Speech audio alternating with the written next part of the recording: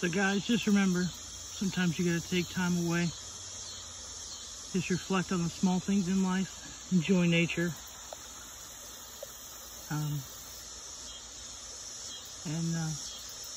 think of those lost, gone, those you can still help. Always be there for someone. Always do something if you can. Don't be that person that doesn't do anything.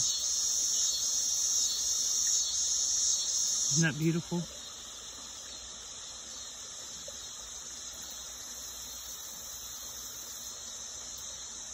We're out here in the wilderness, Echo Bluff State Park, outside of Eminence, Missouri.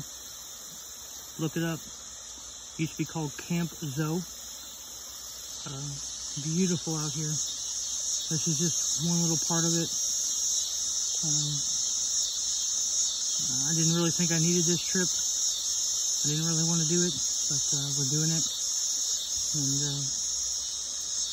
I'm actually having time to decompress and think about things.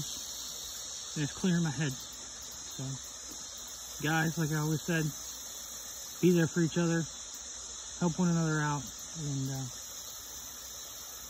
we'll be back to civilization in a little bit. Bye.